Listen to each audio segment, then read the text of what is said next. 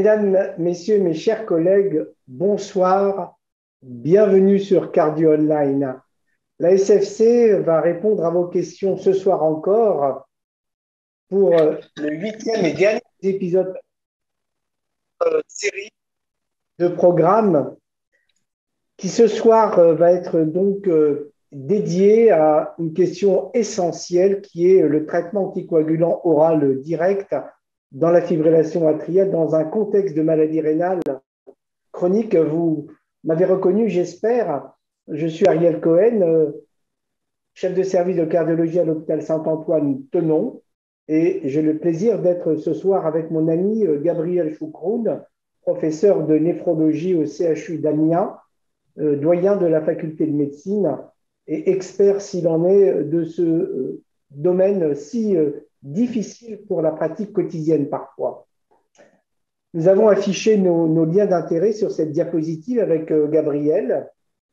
Et chacun de ces 8 épisodes, je vous rappelle que le programme a été bâti entièrement par mon ami Serge Kovnator, à qui je rends hommage ce soir pour l'excellence de ce programme, a été donc dédié à cette thématique ô combien spécifique, faisant partie intégrante des recommandations de l'European Society of Cardiology de l'an passé et traite de la prise en charge de la fibrillation atriale. Aujourd'hui, donc, nous allons parler de cette comorbidité ô combien prévalente et parfois difficile pour nous à prendre en charge, qui est l'altération de la fonction rénale.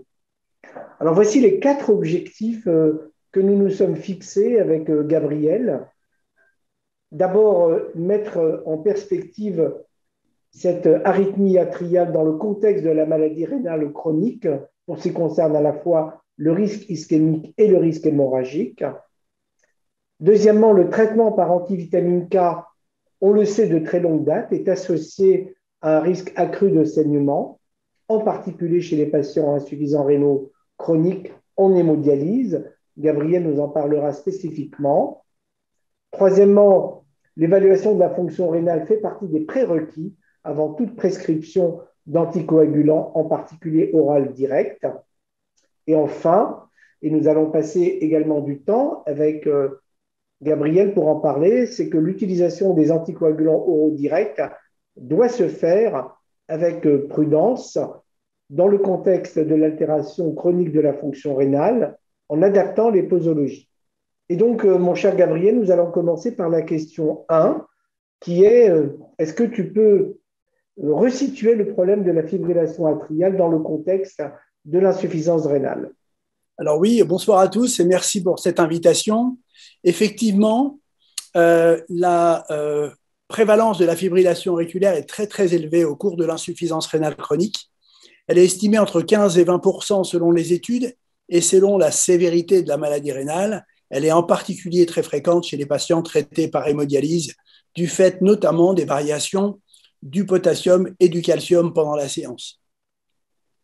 On sait également qu'une majorité, ou en tout cas au moins la moitié des patients qui ont une fibrillation auriculaire ont aussi une altération de la fonction rénale, une baisse du DFG.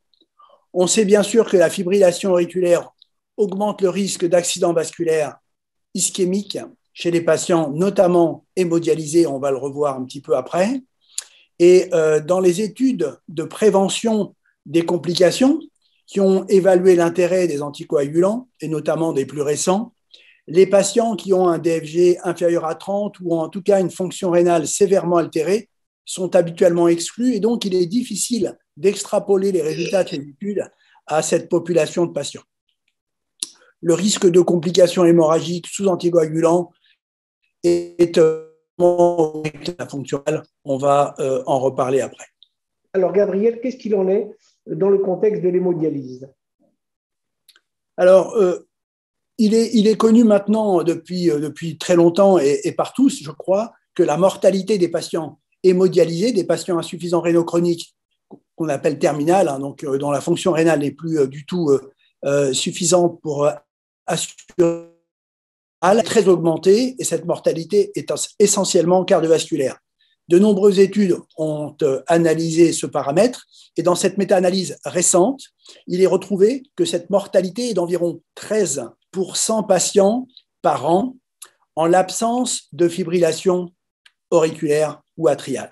Alors que la mortalité va augmenter très sensiblement, elle va même doubler chez ces mêmes patients qui ont une fibrillation auriculaire. Donc vous voyez que la mortalité des patients dialysés qui ont une fibrillation atriale est de 25-27% contre 13 à 15% en l'absence de cette complication. Gabriel, est-ce que le risque de la thrombose atriale dans le contexte de l'insuffisance rénale répond au même mécanisme que ceux qui sont décrits habituellement? Est-ce que la triade de Virchow est retrouvée avec peut-être une amplification de tel ou tel phénomène inhérent donc à cette altération de la triade, ou est-ce qu'il y a des mécanismes spécifiques qui expliquent ce risque de thrombose? Alors, il y a bien sûr des mécanismes spécifiques et on va en voir un certain nombre, puisque l'insuffisance rénale chronique est associée à un certain nombre d'altérations.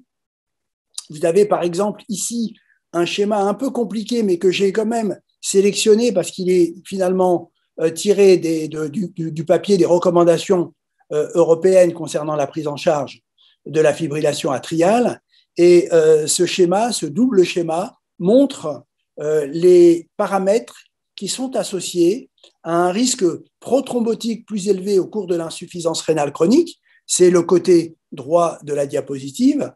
On sait que ces patients ont un remodelage vasculaire particulier, vasculaire et même myocardique, et on sait qu'il y a une activation chronique du système rénine-angiotensine. On sait que ces patients ont une inflammation chronique et les cytokines inflammatoires peuvent participer à l'état prothrombotique.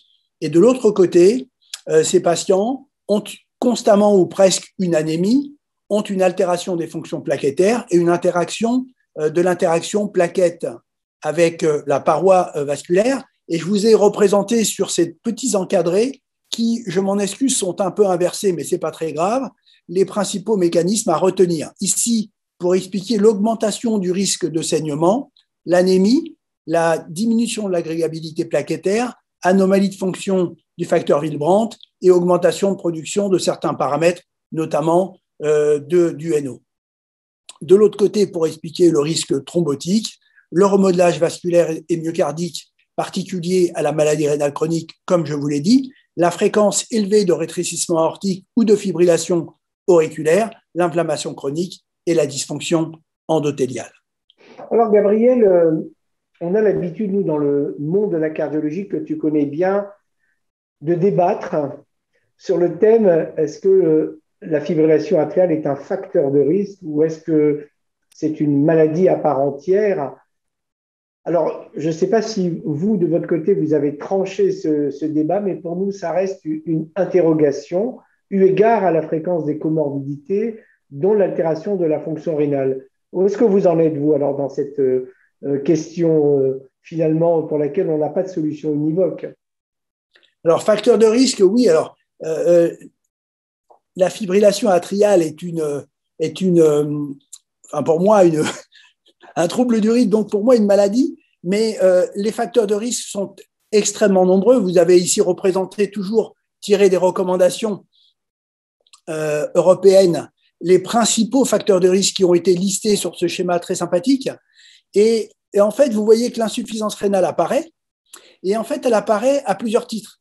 Elle apparaît parce que, bien sûr, l'altération de la fonction rénale va participer, mais vous savez que une grande majorité des patients ayant une maladie rénale chronique prise en charge en dialyse ont plus de 70 ans. Donc, vous avez l'âge aussi qui est associé à l'insuffisance rénale. Les patients, la moitié d'entre eux ont un diabète, presque tous sont hypertendus. J'ai parlé de l'inflammation chronique et je pourrais quasiment faire le tour avec la dyslipidémie qui est aussi fréquente dans la maladie rénale chronique. Donc, vous voyez que au cours de l'insuffisance rénale chronique, non seulement l'altération de la fonction rénale peut expliquer cette prévalence élevée de fibrillation atriale, mais les patients cumulent, entre guillemets, un certain nombre de facteurs de risque. Et d'ailleurs, dans toujours ces recommandations, si on s'intéresse au risque de complications, d'un côté, complications ischémiques AVC chez les patients ayant une fibrillation atriale, vous voyez que l'altération de la fonction rénale figure au même titre que l'hypertension, l'âge, etc., dont on vient de parler. Et si on s'intéresse aux complications de saignement, puisque lorsqu'on instaure un traitement anticoagulant pour prévenir le risque d'accident ischémique, on doit peser, comme d'habitude, le risque du traitement et le bénéfice du traitement. Et vous voyez que le fait d'avoir une altération de la fonction rénale augmente également, expose également un risque de saignement à ces patients. Et d'ailleurs, l'altération de la fonction rénale, comme l'altération des fonctions hépatiques, etc., sont inclus dans le score que l'on utilise pour évaluer le risque du traitement. Gabriel, il y a une question qu'on me pose régulièrement dont je ne connais pas la réponse et je pense que tu vas m'aider. Juste avant de parler donc des traitements, dans un instant, dans la détermination du score de risque ischémique, tu sais comme moi que parmi les 25 scores et quelques qui ont été publiés, il y en a très peu qui a intégré donc la fonction rénale. Et tu sais comme moi que dans le score comme dans le score CHA2DS2, il a été proposé un correctif avec la prise en compte de la fonction rénale. Quelle est ta conviction, toi? Est-ce que tu penses que de la même façon que nous, cardiologues, on aimerait bien intégrer la taille de l'oreillette gauche, est-ce que vous, qui prenez en charge ces malades avec nous, on ne devrait pas systématiquement prendre en compte également la fonction rénale? Qu'est-ce que tu en penses? Oui, moi j'en suis persuadé parce qu'on va revoir juste après quand on va parler du traitement. Les patients qui ont une insuffisance rénale ont un risque accru lorsqu'on leur instaure un traitement par anticoagulant, notamment les AVK, parce que ce sont ceux qui sont utilisés depuis le plus longtemps et notamment par les néphrologues, mais également avec les anticoagulants directs. Donc je pense que l'insuffisance rénale ou la détermination et de la fonction rénale des patients qui vont bénéficier, qui vont devoir être traités, doit être un paramètre qui doit rentrer dans l'évaluation du risque et du bénéfice du traitement. Moi, j'en suis persuadé. Alors justement, Gabriel, on va embrayer, si tu veux bien, sur la première partie donc, de la prise en charge thérapeutique. C'est le requiem des AVK en dehors donc, de l'altération de la fonction rénale. Alors, est-ce que tu peux nous parler d'abord, pour commencer, du paysage des AVK justement dans ce contexte? Alors, tout à fait. Alors, les AVK, pour nous, finalement, pour faire simple, hein, j'ai gardé 3 messages. Il y a 3 problèmes que l'on identifie quand on utilise ou quand on veut utiliser les AVK chez les patients qui ont une altération de la fonction rénale. Le premier, c'est celui-ci. Il a été montré déjà il y a une dizaine d'années et un peu avant, mais ça a été bien fait dans ce travail et dans les suivants, qu'il y avait une relation qui n'est pas linéaire, mais qui est quand même assez étroite et assez impressionnante entre l'altération de la fonction rénale, ici on a pris la clairance de la créatinine, et le risque de faire un saignement, d'avoir un saignement majeur sous traitement par AVK. Et vous voyez que, par exemple, pour les patients qui ont une fonction rénale considérée comme normale ici, ou les patients qui ont une altération sévère de la fonction rénale, moins de 30 millilitres par minute, le risque, il est multiplié par 3. Donc, le risque de faire un événement annuel, événement hémorragique majeur. De nombreuses études ont confirmé ceci. Vous avez ici un autre travail qui a été publié dans une revue de néphrologie il y a à peu près 10 ans également, et qui vous montre l'incidence d'un accident hémorragique sévère selon le niveau de fonction rénale. On part d'une fonction rénale considérée comme normale, DFG supérieur à 90 millilitres minute, et on va ici, j'ai encadré, vers les fonctions rénales les plus sévères, moins de 30 millilitres minute, et vous voyez que l'incidence passe de 6 à 21, donc une augmentation très très sensible. Et si on regarde la partie inférieure du tableau, vous avez le risque relatif qui est multiplié, si on prend la référence fonction rénale normale à 1, par un facteur 5 chez les patients dont le DFG est inférieur à 30 millilitres par minute. Deuxième élément, toujours concernant le risque hémorragique, j'ai essayé de regarder dans la littérature s'il y avait des données spécifiques à insuffisance rénale plus fibrillation auriculaire et prise en charge par les AVK. Et vous voyez cette sorte de méta-analyse où on a regardé différents types d'accidents hémorragiques et globalement, les patients traités par AVK, ici on a pris la warfarine, sont ceux qui vont faire le plus de complications hémorragiques. Ce n'est pas une surprise, évidemment. Aujourd'hui, on connaît ça assez bien, mais c'est quand même assez sensible et assez important. Le deuxième élément important concernant les AVK et maladies rénales chroniques, et c'est un peu plus récent et d'identification un peu plus récente, c'est le risque de faire un épisode d'insuffisance rénale aiguë chez les patients qui ont un surdosage en antivitamine K. C'est ce qu'on a appelé maintenant la néphropathie à la warfarine. En fait, c'est les Américains qui l'ont décrit et qui ont utilisé cette appellation. Vous avez ici dans ce travail 4000 patients. Les auteurs ont regardé chez les patients qui ont une fonction rénale normale ou les patients qui ont une fonction rénale déjà altérée l'évolution de la créatinine plasmatique après un accident de surdosage, entre guillemets, et ils ont utilisé l'INR supérieur à patients qui font au moins une fois une incursion vers un INR supérieur à 3, ça peut être 3,5, ça peut être 7, sont ceux qui vont avoir une fonction rénale qui va se dégrader, donc une élévation de la créatinine, ici ou là, et cette élévation va persister à 3 mois de l'épisode. Donc, vous voyez que ces patients-là vont avoir un épisode d'insuffisance rénale aiguë et conserver 3 mois après cet épisode une altération de la fonction rénale. Cette néphropathie a été bien caractérisée. Il s'agit en fait de la présence de globules rouges, de cylindres hématiques dans la lumière des tubules rénaux. Alors, il ne faut pas forcément faire une biopsie rénale, surtout que les patients sont sous anticoagulants, mais lorsque ça a été fait, on observe donc du sang dans les tubules de ces patients avec une atrophie et une nécrose des tubules par un interstice et expliquer l'altération de la fonction rénale. Le troisième point, et ça sera le dernier concernant ce chapitre, c'est le risque augmenté de calcification vasculaire chez les patients qui sont traités par AVK. La physiopathologie des calcifications vasculaires au cours de l'insuffisance rénale chronique, elle est complexe, évidemment. Il n'y a pas un élément qui explique. Elle est fréquente, les calcifications sont fréquentes et ont des conséquences en termes de morbimortalité importantes. Et il a été montré que les AVK avaient un rôle d'inhibiteur sur une protéine qui s'appelle la matrice GLA-protéine, qui est une protéine qui va inhiber le processus de calcification. Donc, en empêchant cette protéine d'inhiber les calcifications, les AVK favorisent les calcifications, ce qui, bien sûr, pose un problème chez les patients dialysés. Donc, pour résumer un petit peu ce qu'on sait après sur les AVK, voilà, l'INR est instable chez les patients ayant une insuffisance rénale chronique. Il y a plus d'ajustements nécessaires que dans la population générale. Et il faut savoir que lorsqu'on donne un traitement, l'instauration d'un INR cible est plus rapide au cours de la maladie rénale chronique que dans la population générale. Le risque de surdosage est également plus important et le risque d'accident hémorragique, j'en ai déjà parlé.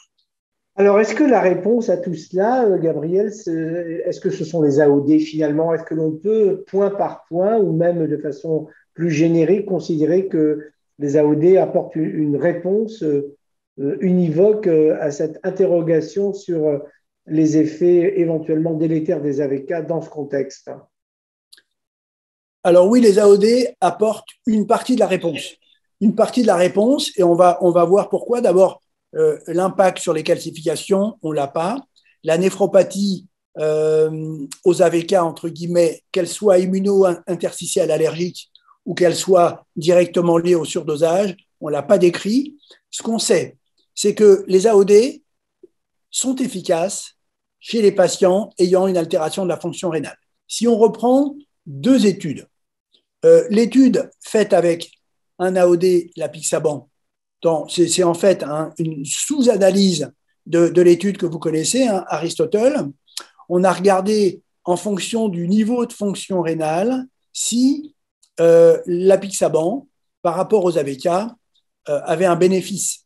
Et vous voyez que ce bénéfice, il existe chez les patients dont la fonction rénale est normale, bien évidemment. C'est ce qui a permis donc l'utilisation de ce médicament, mais il existe également chez les patients qui ont une altération plus sévère de la fonction rénale, même si le sous-groupe était moins important. Si on regarde avec le rivaroxaban, donc un autre AOD, les patients qui ont une insuffisance rénale stade 4 ou stade 5, donc sévère, et qui ont une fibrillation auriculaire, c'est une grosse étude sur un important registre, et les auteurs ont utilisé un score de propension pour essayer d'analyser si le traitement par AOD par rapport aux AVK était efficace. Vous voyez que sur le risque d'AVC ischémique ou d'embolie systémique, le traitement est efficace et permet au moins autant que les AVK de prévenir cette complication.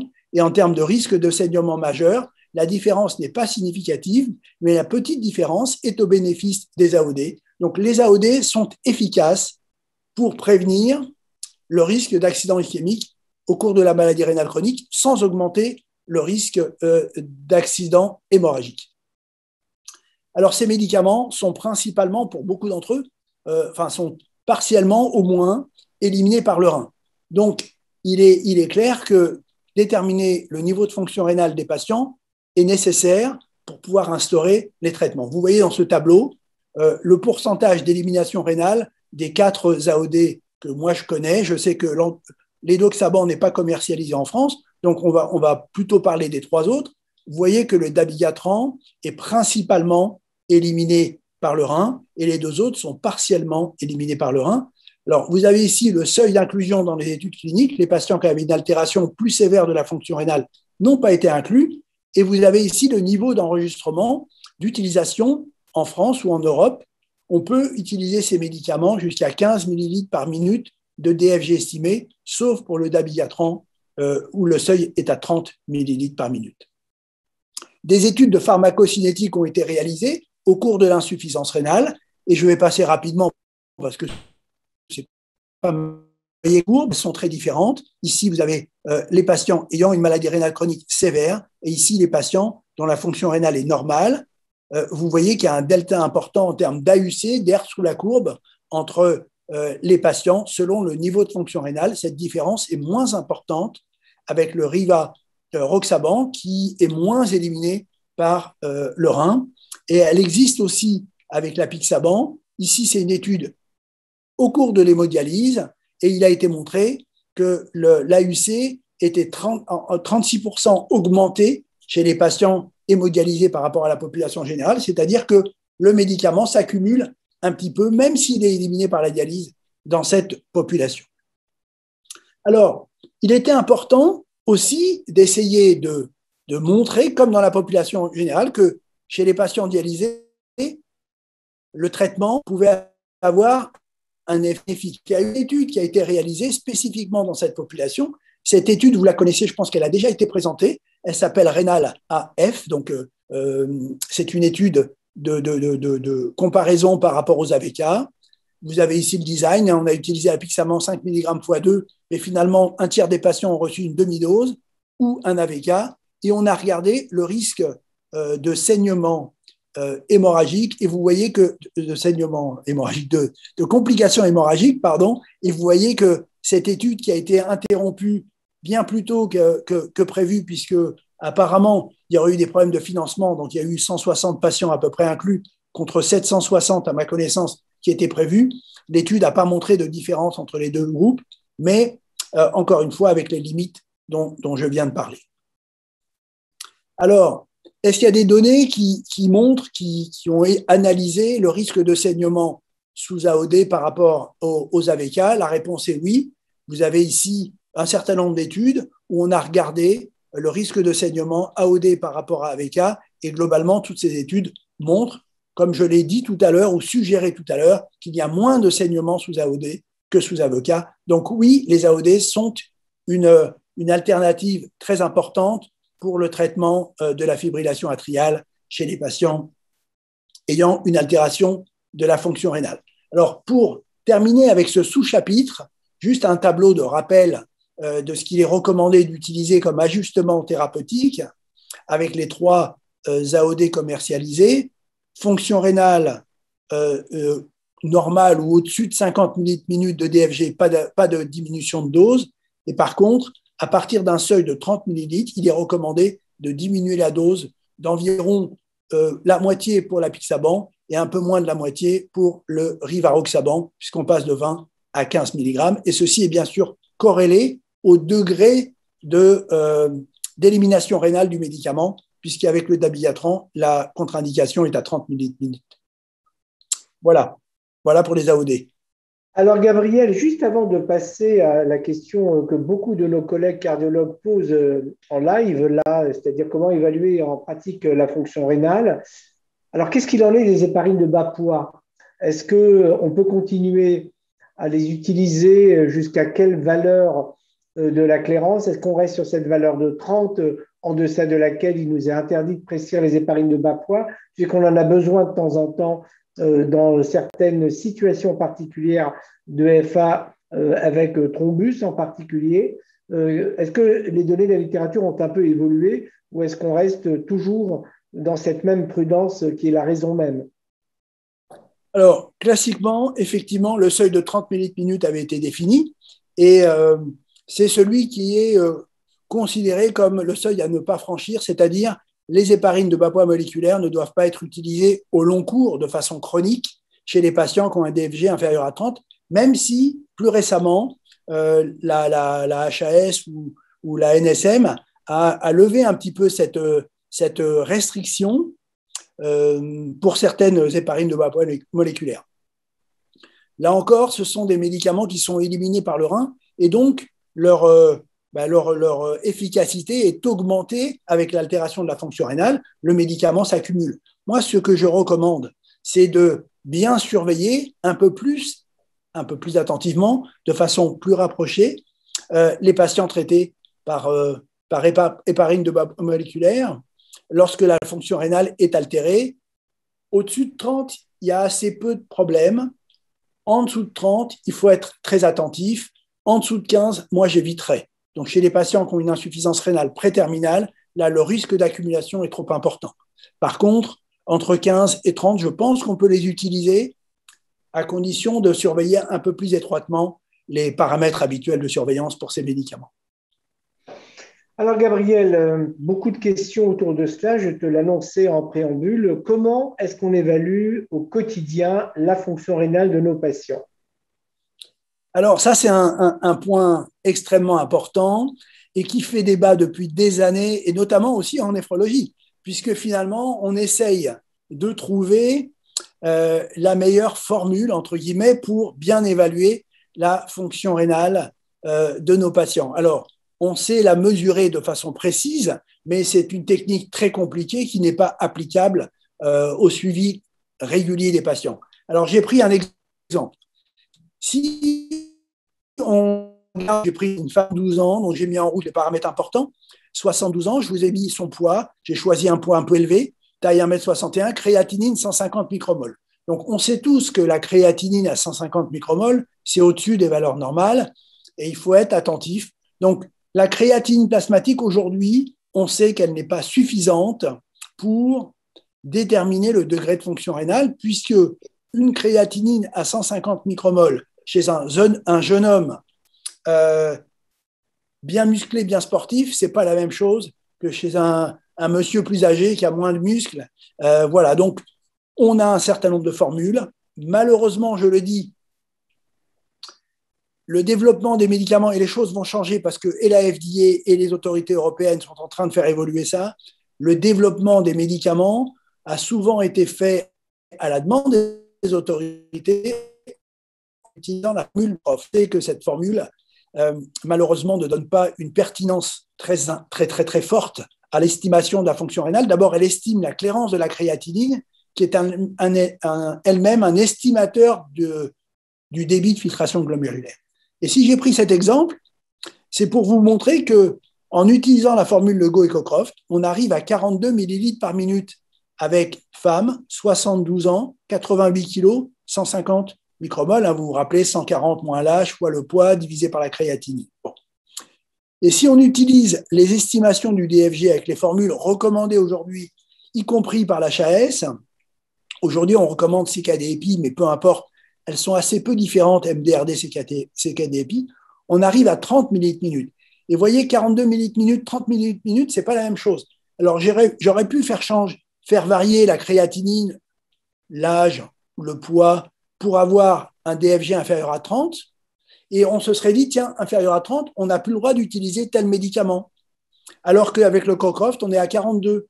Donc, vous voyez, il est quand même important de bien choisir la formule. Et clairement, aujourd'hui, c'est CKD-EPI ou MDRD qu'il faut utiliser. C'est ce que, de toute façon, nous rendent maintenant les laboratoires d'analyse médicale, de ville ou hospitaliers, en utilisant deux paramètres finalement. Il nous faut l'âge du patient, la créatinine plasmatique, trois paramètres, pardon, et il nous faut aussi le genre.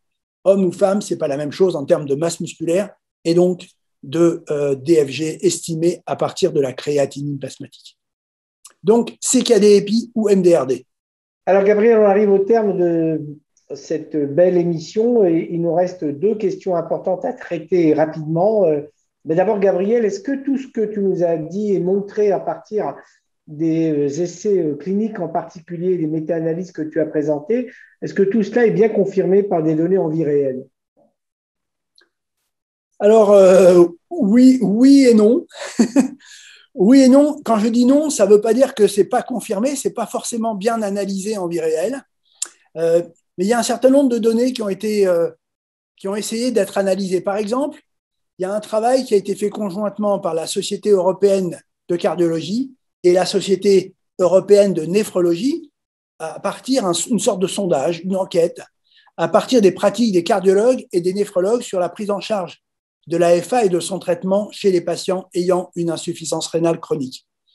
Et donc, les collègues qui ont participé devaient remplir un questionnaire. Alors, je vais montrer deux diapositives qui ne sont pas faciles à lire. Celle-ci, ça va encore. La suivante, la figure est un peu chargée. Et en fait, c'est très simple. On a demandé en vert aux cardiologues, en rouge aux néphrologues, comment ils ajustaient, s'ils ajustaient, et comment ils ajustaient la posologie des médicaments anticoagulants pour traiter la fibrillation atriale. Ici, il s'agit des AVK. Et donc, vous avez ici AVK en rouge, néphrologue, en vert, cardiologue. Vous voyez qu'il y a assez peu de différence entre les praticiens. Et vous avez ici le pourcentage, donc on est aux alentours de 50% des collègues qui ne tiennent pas compte de la fonction rénale pour ajuster la posologie. Alors, ça peut être logique pour les AVK, puisque de toute façon, on a un marqueur qui va nous guider dans l'ajustement du traitement, c'est l'INR.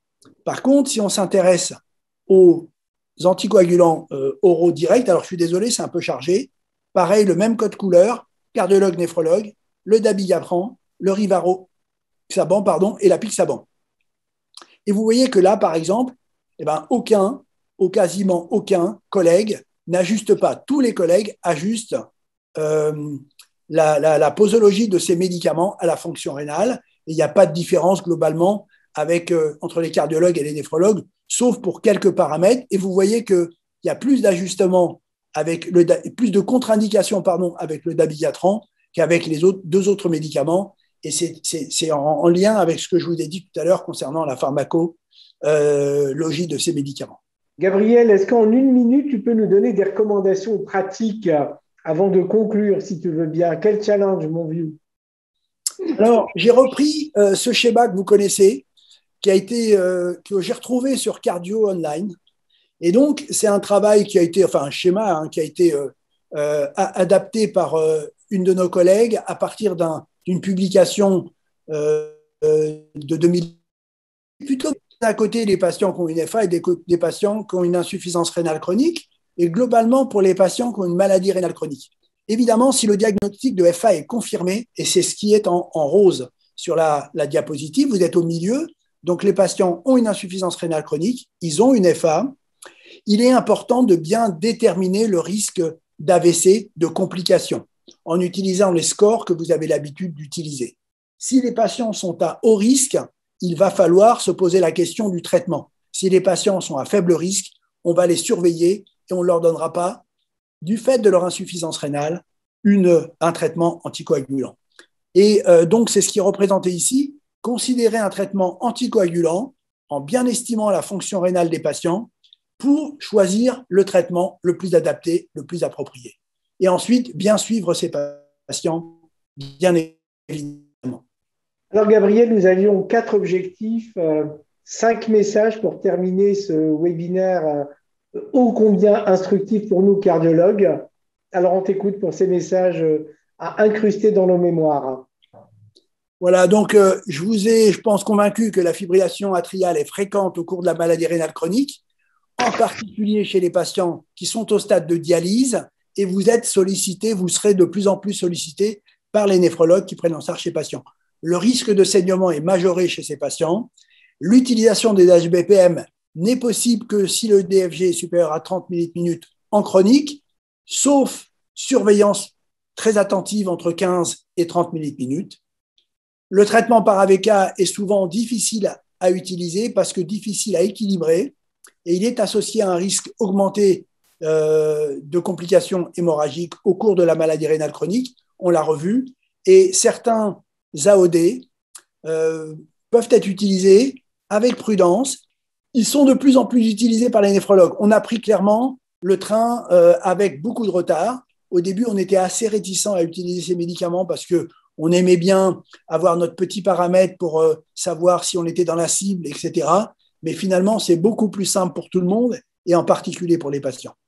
Voilà, je vous remercie de m'avoir écouté sur cette thématique qui est extrêmement importante et passionnante pour nous.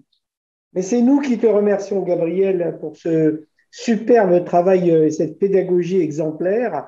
Je pense que tu nous as aidés à faire en sorte que notre précepte qui est que la SFC répond à vos questions reste vrai. Alors, je voudrais remercier aussi évidemment Serge Kovnator à l'origine de ce programme, remercier Bayer qui nous a soutenus pour ce programme et je voudrais vous rappeler que ce programme sera en ligne sur Cardio Online avec l'ensemble des épisodes précédents.